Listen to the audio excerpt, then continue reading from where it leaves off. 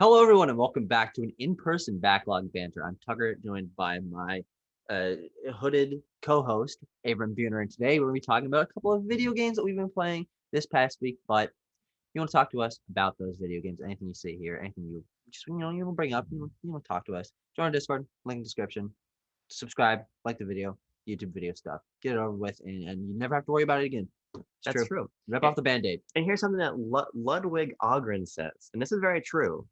You can unsubscribe at any time. That's true. So just subscribe now. Yeah, might as well. There's Fuck it. there's no downsides. There's no downside. If you don't subscribe, I'll be sad. That's And a downside. And that's gonna be on your conscience. Yeah. So take care of this. Take care of your business. Do you want to start? You want me to? I think I have to start with a little bit of an apology. From last week, I tore a game apart, and it was very unfortunate because I'd only played the first two worlds of it. And I played a little more Pac-Pix this past week. Okay. And actually, game not as bad as I thought it was initially. It's very, very simple at first, but you get yourself to like a world 4 or world 5, and Sure. they give you some arrows. You have to manage the top and bottom screens. There's a lot more things going on, more enemy types. You have to manage multiple things going on at once. Sure. It's actually pretty engaging, and I found it pretty difficult at times. So it's still Pac-Man mazes, though, right? No. So what is the game? So Pac-Pix is a DS game, right. developed by probably Namco. I don't fucking know. Sure. Where you draw yourself a little Pac-Man. You go boop boop whoop, a little Pac-Man shape. Of course. And you guide him. It automatically moves. You guide him around a screen, and if he passes over a ghost, he eats it. And that's just the basic concept. Yeah. But they introduced, ghosts that are on the top screen. You're on the bottom screen, so you have to shoot a little arrow, pop their balloons. Okay. They fall down. There's ones you have to eat in a certain order. There's ones that teleport the first time you touch them, so you have to go find them again. There's actually a lot more variety to this game than I thought. And once it starts using the top and bottom screens, there's a lot of puzzle management that goes on, and it's a lot more engaging than initially seemed. Because I thought it was just like you draw your little Pac-Man and then you just go through a Pac-Man. No, there's no mazes at all. Okay. No. So it's like a level based type of deal. Yes. Okay. Each world has 5 or 6 levels in it, and you have to play them in a row. And if you lose on one of them, if you're out of lives, you're out of time, whatever, you have to restart the entire thing. Sure. So I think there's only 60 levels in the whole game, but as I've reached world 4 or 5, whatever I'm on now, it's already exponentially more difficult than it was initially. But in a way that I think properly utilizes the touch screen and the dual screen format of the DS in a semi-interesting way. I'm kind of enjoying the game more than I initially thought. So Pac-Pix, I apologize for just saying terrible game initially, and I hadn't given you a fair shake, and I apologize.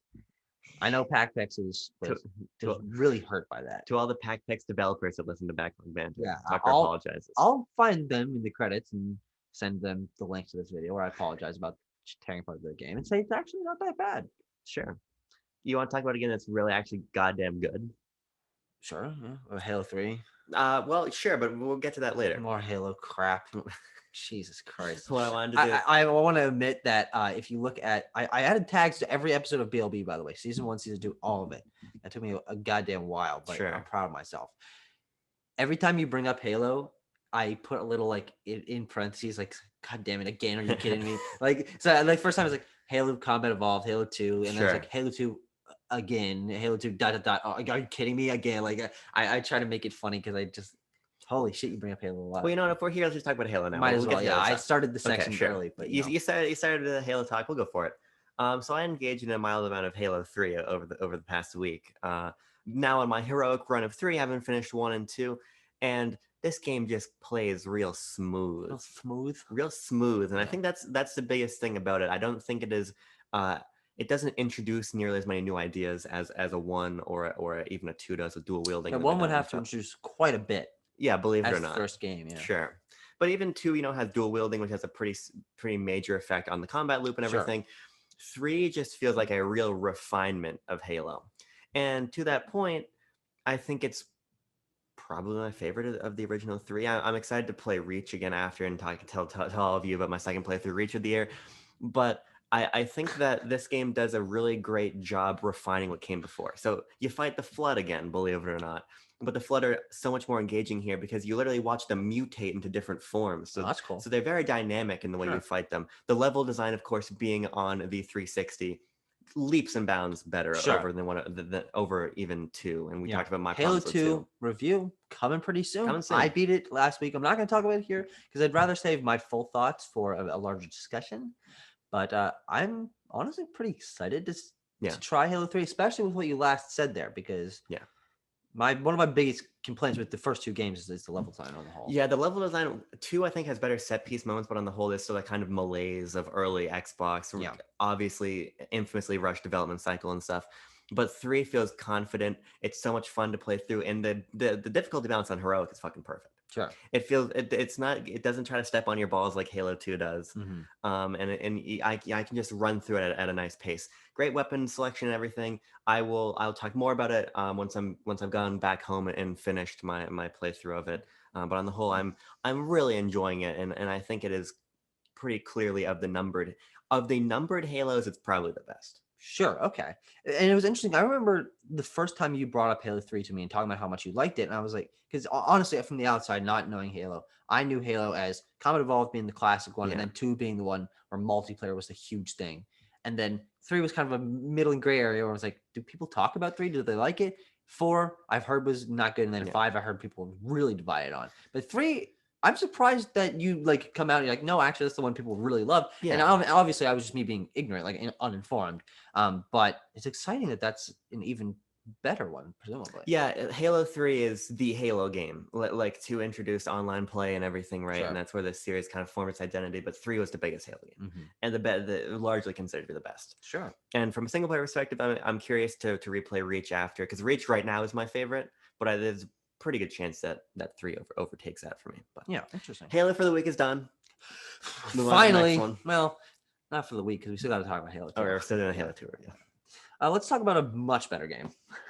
Ratchet and Clank Rift Apart, baby. Let's fucking go. Okay. Now, if you remember back to ye old 2 weeks ago, I played through the entirety of Ratchet and Clank 2016 in under 18 hours. I played 12 hours and I barely slept. And I wanted to give myself a little bit of breathing room before I started Rift Apart.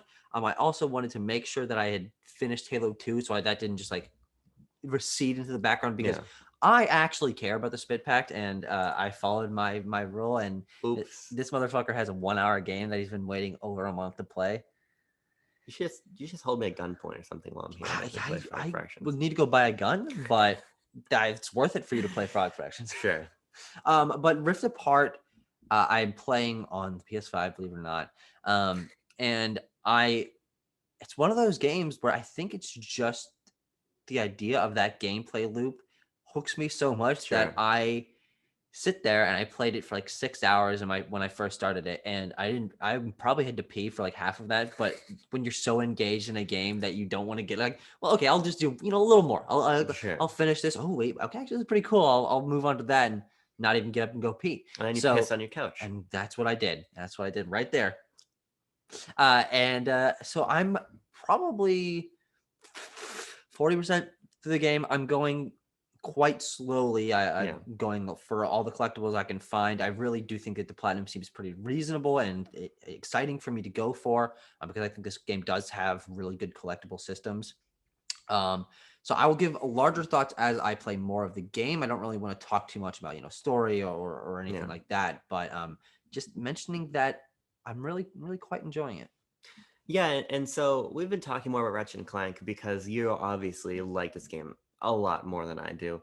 And watching you play it and watching the way you play it so deliberately and you get into the upgrading and everything, I think it highlights why it works for you and just doesn't quite work for me. I think that the Ratchet formula just doesn't quite hit what I want. I want more straight platforming and things of that nature, but I'm very glad you're enjoying it as much, and I'll be curious to hear your complete thoughts on the game, kind of bounce mine off yours and see maybe why it works for you and doesn't work for you more. Yeah, and I mean, even with just the like 8 or 9 hours I've played of it so far, considering from my perspective how weak this year has been, at least from what I've played in 2020, I can easily foresee this for now being my game of the year once I've completed it, because there isn't too much competition at the moment, which is really what I'm saying. But but of course I'm only saying that as of now.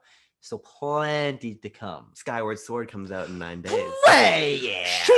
Yeah. All right. Speaking of potential game of the year candidates, let's talk about getting ready for Metroid Dread, which I've now done by finishing the last 2D Metroid game I hadn't played. Okay. I thought you were going to say Samus Returns is one of the Game of the Year contenders. No, because that simply wouldn't make sense. It would not be eligible. Of course, for ours, our Donkey style top games of the year list, it would be. But so I finished Samus Returns. The game is fucking awesome. This is the game I was going to talk about instead of Halo 3 at the top. Oops. But the game is really, truly exceptional. So when we had talked last week, I thought I was really close to the game, and I was. But there's actually a lot more into those last 5 or 6 Metroids than there are earlier in the game. Yeah. And so beating it now, this is my favorite Metroid game. That's really exciting to me. For sure. And I think for me, it comes down to fluidity. It comes down to the action-oriented gameplay. It comes down to the way Mercury Steam makes Samus feel badass. The ways that SR388 is designed in a way where you can... Is that the planet that takes place? Yeah, where you can feel like you're getting lost without actually being lost. There's a great sense of forward momentum and progression to everything. And what I really came to appreciate, because the last 5 or so Metroids are big motherfuckers, and then you fight 2 final bosses, which I won't spoil because Tucker's about to play the game, actually. But they're great. And that's the point I really want to hammer home. My overarching complaint of the entire Metroid series are the bosses. I think the bosses are just not great. I've never thought that Samus moved in a way that facilitated the fucking fast and crazy boss fights of Fusion. And a lot of them just were either kind of lame or horse shit. And I think that Samus Returns bosses on the whole are really great. I think they use her power set in an awesome way, her counter, her grapple beam, everything, especially the last 2 bosses, which really bang. And so that, just knocking that overarching complaint out is huge. But then you factor in what Mercury Steam did to modernize the formula and how good Samus feels and everything. And it's really an exceptional game. I know people have criticisms with maybe more of the linearity or more of the repeated Metroids, but the pace of the game, the way it's constructed, I think negate those. So I'm so glad I played it. And considering this is my favorite, Dread might be my favorite Metroid game, period. That's exciting. So, and also I think modernity, the hype behind it, like all of that, and, playing on the Nintendo Switch OLED model that you're going to get, all of that will contribute to that experience. But that's very exciting. I'm going to move on to something that we can kind of both talk about, because you played this vicariously through me, which was Mini Metro that I played a couple of days ago. I was tired. He was even more tired. He's the one who played it. I didn't know what was going on. I played this game for like 30 minutes, and in all honesty, I was just following the steps that you were telling me. Sure. And even then I was having trouble keeping up. I really don't understand this game at all. And I think it's just, obviously I've never played it. Right. It's a game that intentionally doesn't give you like tips and tries to like hands off, let you figure it out yourself. And maybe I'm just not necessarily used to those kind of gameplay experiences. But when I'm in there and everything just ramps up like incredibly quickly from square zero to you have 10 lines to manage, and you're like, oh shit, okay. And you're yelling in my ear, okay, this goes there.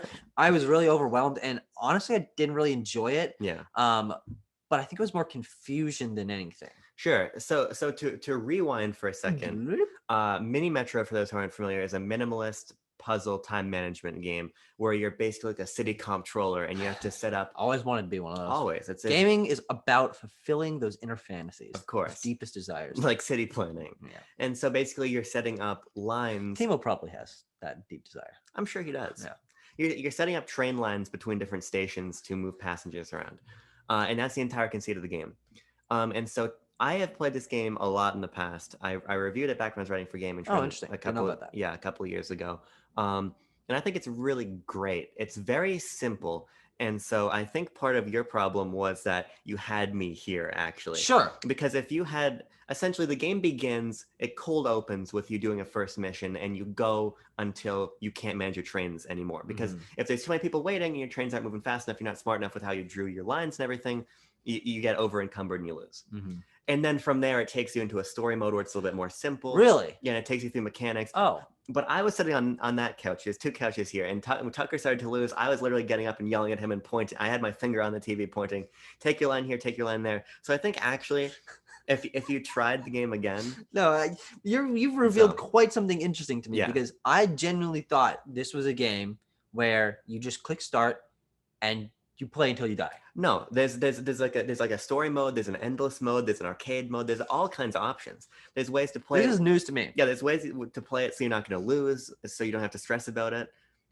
There are a ton of options. You did the first mission, but I elongated that first mission to literally half an hour. Yeah. Because I kept literally Saving shouting my at him. ass. Yes. Saving my ass in a way that I was not understanding like what was Sure. going on. So yeah. Well, Yeah. I think also part of the fact that you were there is not only did I not die because you were saving me, Yeah. but I didn't have the experience of dying and being like, okay, this is why I Right. lost, and restarting and being able to understand it slowly from the beginning again. Even if it just was a game where you start Sure. and go until you die, I had no way of learning because the information was being pipe fed through my ear with like a fork. Yeah. And so honestly, you've actually given me a boost to want to try this game again because Yeah. having that a little bit of structure genuinely really will help my experience. Yeah. They make it really simple. There's a great difficulty curve. Oh Christ! I think this game's really awesome. I was actually. just about to whine about how terrible the difficulty curve was. Yeah. So Yeah, it's not. We did the first mission. learn something new every day. Yeah, Jesus Christ! It's a great minimalistic puzzle game. It's on Switch. I don't think it's too expensive. That's where I played it. And it's we were playing on the TV. I think it's best in handheld mode, so where you can just draw the lines with your it's finger. touchscreen. Okay. Yeah. Oh yes. Yeah. Yeah. Because yes, it will most certainly will be because that stick control is borked. Yeah. I mean, like you have one little arrow that snaps between the points, and it doesn't snap the way you want it. Like ever. Yeah. Okay, well, that's like 2 or 3 things that'll greatly enhance my experience. So Sure. I will give it another try. It might not be soon because we got We a lot of shit to play, got a lot of plans in the goddamn works. But we still got more games to talk about. Yeah. You have one more game? I got one more game. I got one more game. No, I don't. That's a lie. I was parroting what you were saying. Let me rephrase. I have 4 more games Okay. because 2 of them are ones you also have. Oh, sure. Okay. And then 2 of them I played last night. So okay. We're gonna do the ones we both played Okay. right now, which is Tricky Tower and TowerFall Ascension. Sure. Which we played through his PlayStation account. And we downloaded them, played them a little bit with a good friend Tanner, and I thought they were both very interesting. I had heard of both of these games. It's a game. So let's start with Tricky Tower because it's the one we played first. Tricky Tower, and this is the pitch that he sold to Tanner and I. Tetris with physics. Yeah. Which is a great conceit just from the ground because everyone knows what the Tetris blocks are and how they interact with one another. But when you introduce, okay, if you don't snap it properly, it tilts and then things can fall. That's already like really interesting. Yeah. And honestly, we only played a couple of game modes, but I would be really interested in just a Tetris mode where things clear. Sure. Is there a puzzle Tetris mode where? Well, so there's a single player mode, but I've literally never played it. Okay. So. But the modes that we did play were race and survival. Yeah. So why don't you talk about one of those? Yeah. So Tricky Towers is one of my favorite local multiplayer games. Period. Interesting. Okay. And so the 2 main modes are race and survival, wherein you're either trying to build your tower high enough to reach like a finish line before your friends, or you are trying to just stay alive. You're trying to keep your tower going, and you've got 3 lives. Longer than longer. Lives than being if one block falls off, you lose. Yeah, one life. Yeah. And so there's a really awesome dance here between trying to build your tower. It's getting taller, it's starting to wobble a little bit because the pieces, remember, they're physics-based, so they're not locked in place. Yeah. You got to be very careful about building things in a way that they stack and reinforce each other. But you also have magic. You've got positive magic you can use to usually reinforce your structure or get like a little floating island that you can build off of. Or you can completely fuck with your opponent. Mm-hmm. You can throw ice blocks at them. You can throw pianos at them. You can make the pieces spin uncontrollably. There's all kinds of things you can do, and there's a risk and reward of you pick one magic, you can't use the other. Yeah. So you get like essentially 1 magic point every certain amount of height you build. Yeah. And then once you use it, that's it till you use the other one. And one other thing about that I don't think you necessarily mentioned was while there is that variety in the magic, you don't get to choose. Yeah. It's a random, okay, you have your white magic and black magic, but you don't know how it's going to help you or how it's going to hurt your opponent. Although I think there's a little picture of what there is, but I wasn't really familiar. So essentially I was playing it where I would just keep to myself. Sure. Try to get things going, like ignore you guys. But as soon as I start wobbling, I'm like, okay, I'm gonna fuck them up because there's no way I'm coming back from this. Yeah. And I had a few moments which I think are a little bit frustrating, where there's a vine power up that makes the block stick in a way that you can't. If they land a position you don't want to, you're essentially screwed, and you can't really move past that, which I think is actually a pretty big issue. But that only impacted a couple of the rounds that I played. Yeah, so I get what you're saying about that being a little bit unfair, but I think the fun of Tricky Towers is that it's so fast paced and it's so understandable that if you get fucked over, if you fuck yourself over an accident, if you fuck your friend over, you just keep moving. I think this game is so clever because everyone understands Tetris. Yes, 100%. And that's the general conceit that makes it so successful. And then you put a spin on it. And it makes it so wacky and so fun. And when you're stacking pieces that look like they should never stack, and you're swaying like a goddamn skyscraper in the air, and you're so close to the end, it's really skyscrapers fun. You've been on? Well, skyscrapers are designed so that they sway but not like. No, we're building. Skyscrapers shouldn't do what Tricky Towers does. No, they should not do what Tricky Towers does. But I think that there's just something to be said for a simple local multiplayer experience that feels clever, that feels replayable, that you can hop into, and you don't feel frustrated when you lose, and you can mess with your friends. It's got like a Nintendo charm to it, I think. In that simplicity. And so I think we should play more. I really enjoy this game a lot. I was just about to say that, and I think that goes almost doubly for the game that we're going to talk about next, which is TowerFall Ascension. And TowerFall, as I was informed by Abram, the base TowerFall is an Ouya exclusive. Yes, you said? It was. Yeah. And so we are basically physically only able to play TowerFall Ascension, which presumably has more content and stuff. I'm not really sure what the differences are, but I think that already just makes this game hilarious, because the fact is they didn't just port the game. They're like, well, that's the Ouya version. Yes. And for people who aren't familiar, the developer of this, Matt Makes Games, also developed Celeste.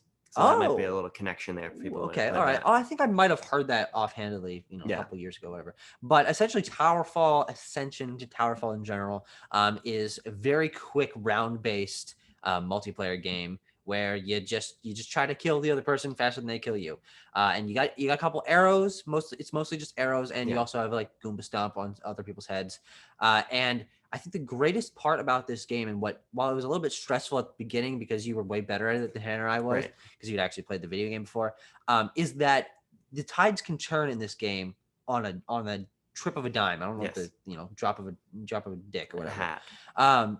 It is that there's only a game ends after someone gets, I think, 10 kills. Yeah, there's different modes you can play. Sure. Well, we only played one of them. Yeah, but the first one we were playing is that you first to 10 kills wins. Yeah. And you can kill.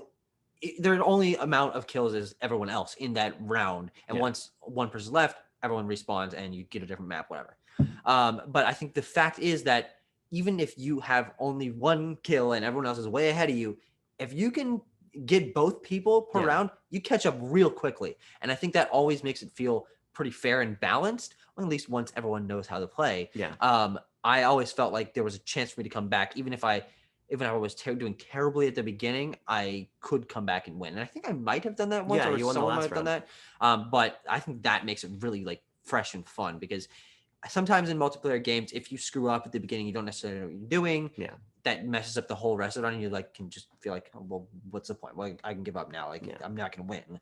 But I always felt like there was a way to come back for this, which is fun. Yeah, the game is really great. It's balanced in a really great way. It's got items that kind of dole out depending on how people are doing. So if you're doing way better than your friends, you're going to start with less arrows. You're not going to start with a shield, but they will start with more arrows and shield and things. So they keep the playing field pretty even, and it's super fast. What I love about TowerFall is it's really fast. It's almost like a 2D Quake deathmatch type of deal. Mm-hmm. You got your arrows, you got to dodge, and if you dodge into an arrow, you can catch it and use it yourself. And that's one mechanic I never really got my hands on. Yeah, once you play a little bit more, the timing's actually pretty generous. And you can footstool enemies. It's Pac-Man rules. So if you run off one side of the screen, you'll come back on the other.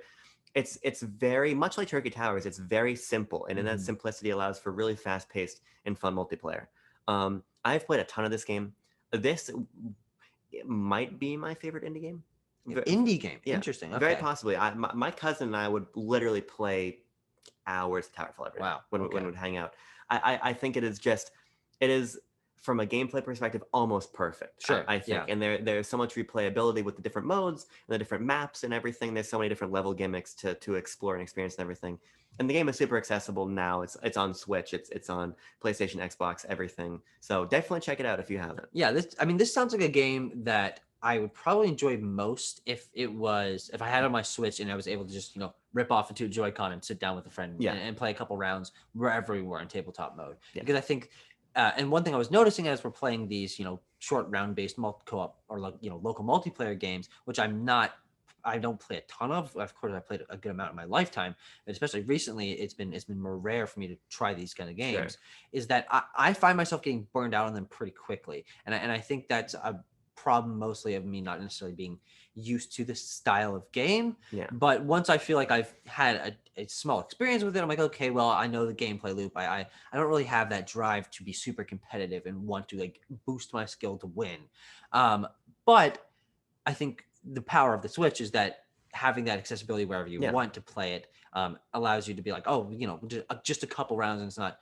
I felt a little bit of pressure having it up on the screen, having all this controllers. Like, I need to put more effort into this. But that's just, this is a psychological block. Sure. But as we're trying more of these kind of local multiplayer games, I'm certainly noticing, the freshness of having it be so snappy. Yeah, it's really quick. It's great to have. It's exactly what my cousin and I did. We'd have our Tricky Towers. We'd have our TowerFall, maybe another game or two, and just kind of rotate between them. Sure. I think having a nice little rotation that you're always playing with your friends is a ton of fun. Star Wall used to be in there for us. We were actually talking about it tonight, but yeah, great game. But those are both great games. I think those are must plays for me personally. So and there's no way they cost more than $15-$20. I think Towerfall was $15. I don't know how much Tricky Towers was because it was a PS Plus game 1 month. Oh, which is how I got it. But I'd assume that's also probably $15. Yeah, $15-$20. Right.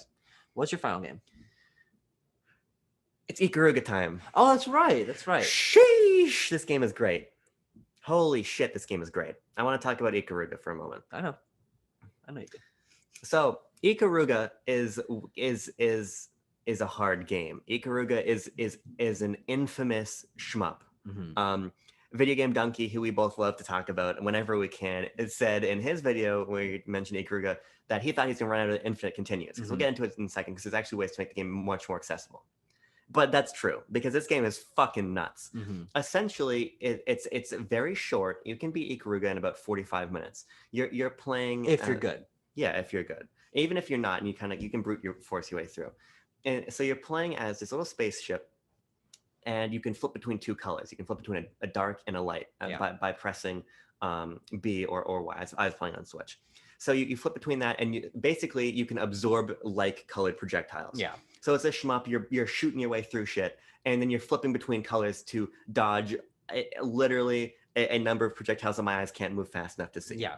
I've beaten the game 4 times, and I get a little bit better every time, but I have a long way to go. Mm-hmm. But that's a general conceit of the game. Very simple shmup. You're flipping between the colors. The complexity is all about skill. It's not about understanding. Let's learn the systems and let's figure out. Let's raise our level and so all this stuff. I know it's very pure, cut to the bone gameplay. Yeah. Get good at the game. Mm-hmm. And I'm trying to, because this is a Treasure game. Treasure developed Sin and Punishment, which we talked about with John Cartwright, actually friend of the show. Holy shit! Yes, we did friend it. Of the show. We've been doing this joke a lot. Yes, friend of the show, whatever. Never talk to them. They don't know we exist. Yes, but this guy, he only comments on your tweets, but friend of the show. Friend of the show. Yes, but a lot of my thoughts about Sin and Punishment are reflected in Ikaruga. First of all, the story is nonsensical. I think this is even more nonsensical than Sin and Punishment, but it's a lot less foregrounded. Mm-hmm. But it's incredibly beautiful. It moves so fast. It is so simple, but there is so much to dive into here. Mm-hmm. And I was playing this in the airport, mostly flying here. Let me tell you something. The soundtrack bangs. The game is really intense. If you want to take it next level, play it on a plane with turbulence, because that's a sensory overload. I thought I was going to either throw up or my mind was going to explode from just awe. Sure. But here's what I want to say about Ikaruga. The trick, if you at home want to play it, and Tucker, if you want to try it too. Yeah. The trick of Ikaruga is to not dodge projectiles. Mm-hmm. The game clicks in your mind when you understand that Ikaruga is about figuring out which projectiles you want to be hit by. Mm-hmm. Because if you get hit by same color projectiles, you build up energy. You Oh, can gotcha. you can release energy to do these big damage hits, which will take huge chunks out of bosses This or was take inspired down. by Black Panther, maybe. Yes, I think so. But once you learn that, the game becomes wild because now it's no longer about survival. It's about actively putting yourself in harm's way to get more energy to fuck up the opponent. Sure. So that just adds another layer on top of an already obscene experience. Mm-hmm. But and you think two colors, very simple, but when there are projectiles Yeah. literally coming from everywhere and they're actually moving like this, and this is Mm-hmm. not just like, this is not, just a demonstration. This is how enemies move and attack you. Mm-hmm.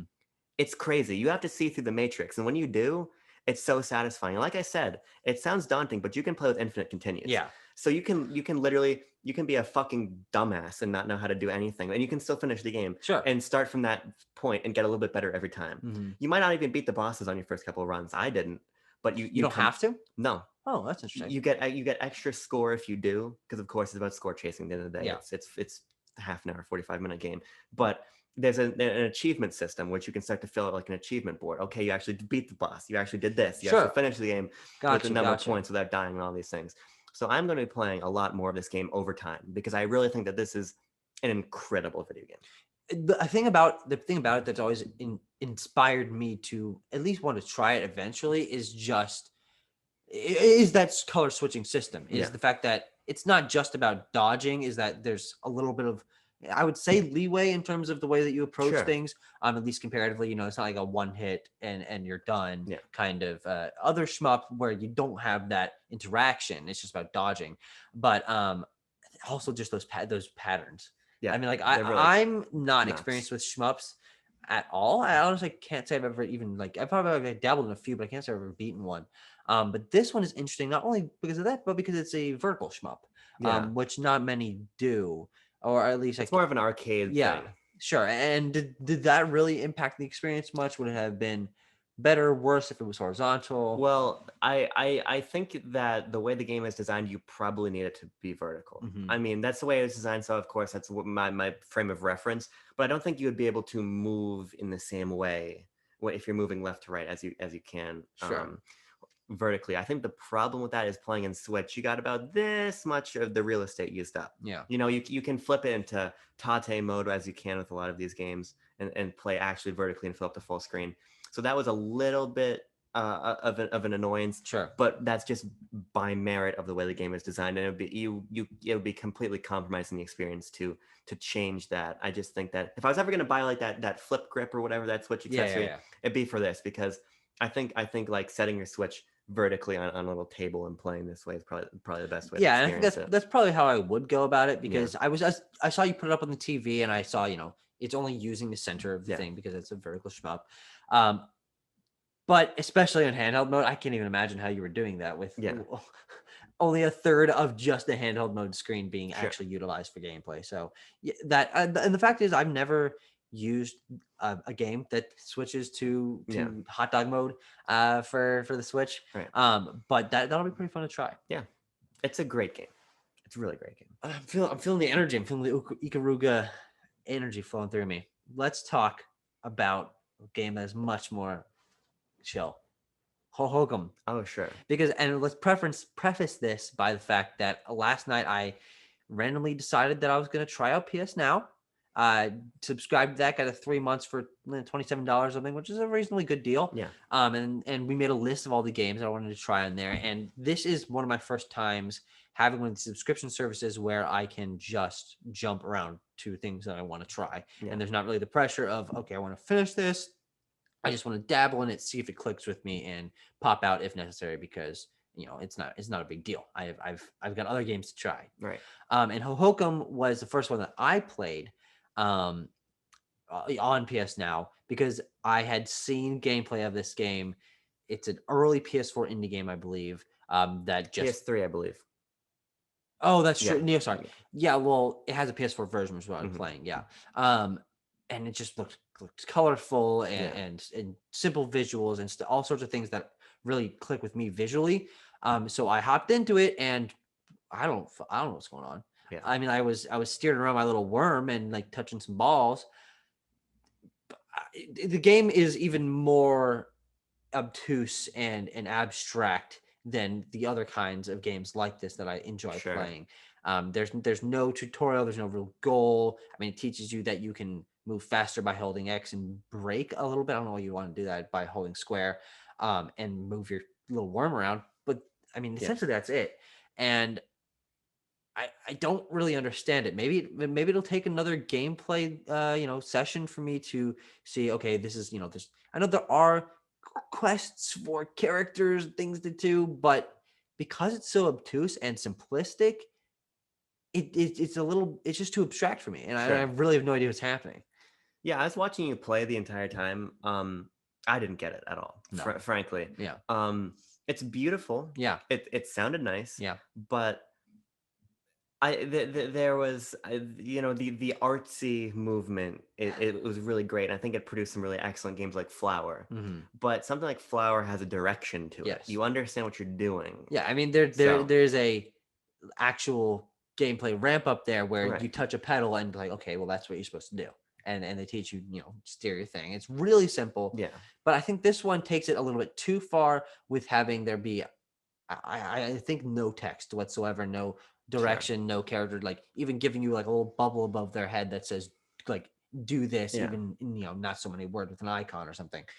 Stripping it down to even lacking that, I think is maybe interesting conceptually, sort of seeing what you can do with breaking gameplay conventions.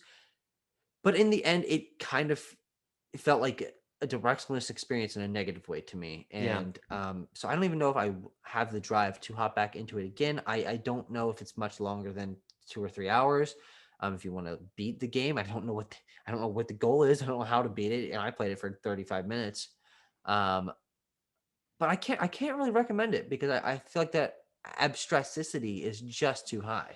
Yeah, I mean, I actually am interested to give it another shot. Okay. I think it's striking visually Yeah. and presentationally. If it is a short kind of Flower length experience, then maybe it unfolds in a way. But there's something to be said for making your games too esoteric. Mhm. In any respect, like Hyper Light Drifter did this for me. I really wanted to love it. It spoke to a lot of things I like, but then they're like, just fucking figure it out. Yeah. And at a certain point, I think you can push that too far, and perhaps this game does that. Yeah, and I think the only caveat to me wanting to try it again, like not really feeling engaged by my first gameplay session, is that I can look up a tutorial online. I can look up a guide and say, oh, okay, this is what they were trying to tell me. Yeah. It wasn't presented properly, but maybe if I get a little of something that clicks, I'm like, this is what I need to go do, the whole game will make more sense because there are portals to other little worlds and things to interact with, but I don't know which things to interact with or what they do in the end. As again, obviously very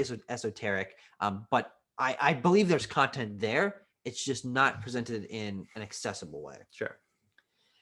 Final game of the day, last game that I've played chronologically in my life, actually, is The Last Guy, also on PS Now, Yes. which is a very early PS3 digital title, where you are one little guy at the end of the world trying to save people from zombies and stuff, and you gotta gather them up into a line and drop them off in a rescue zone. The conceit of this game visually is that it essentially uses Google Maps images as its backdrops, as essentially the maps that you're playing on.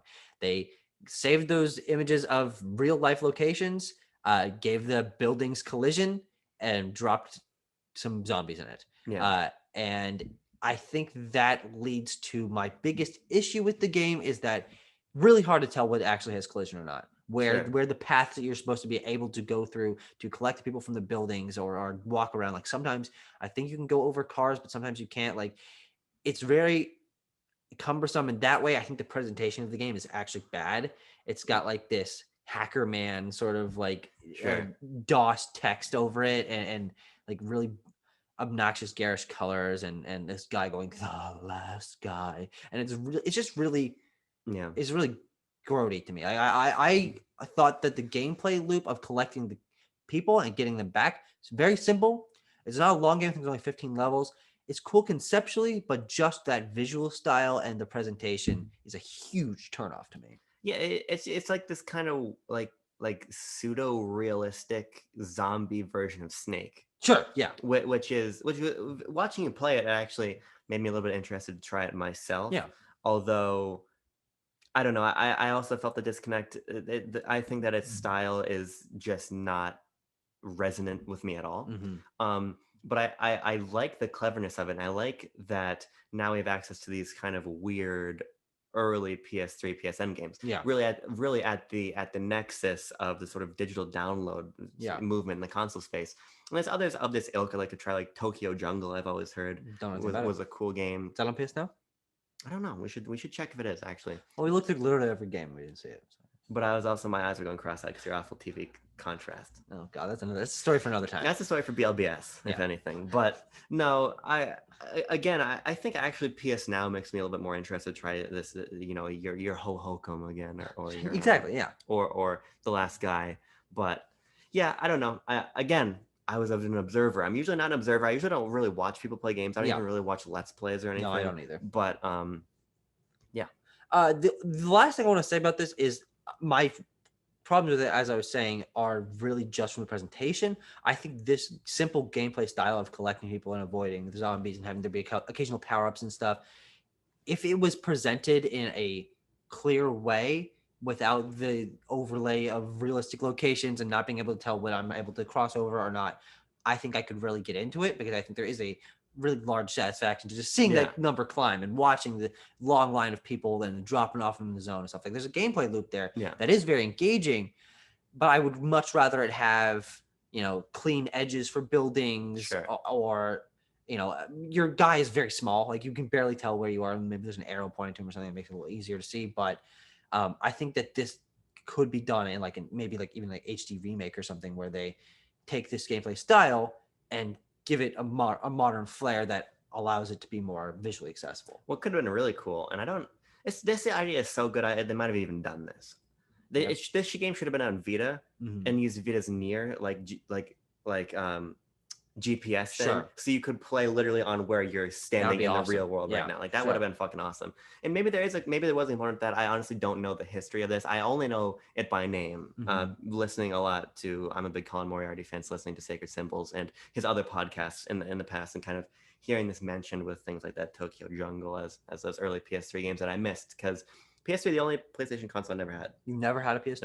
I never had a PS3. So even games like Last of Us and Uncharted, you played those on PS4? Yeah, for the first time. Yeah, interesting. Because I only had a Wii.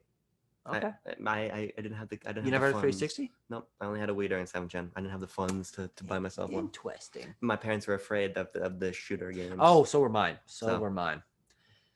But that joke's on them. I love Halo now. Oh shit! And Wolfenstein, killing Nazis, fucking hitting them with hatchets and things of that nature. Engaging a little bit of Doom. I mean, you played Doom 2016. I engaged in a little bit of Doom. Yeah, sure. But that brings us to the end of the games that we've played this week. We've got a lot of plans in the works.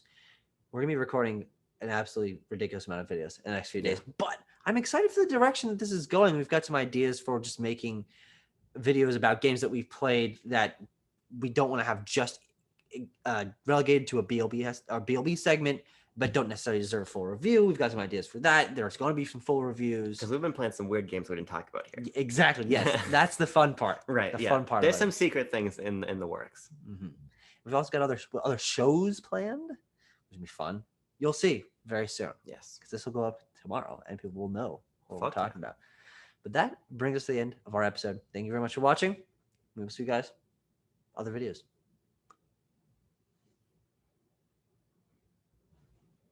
You gonna say something? Nope. Just to make them uncomfortable. All right.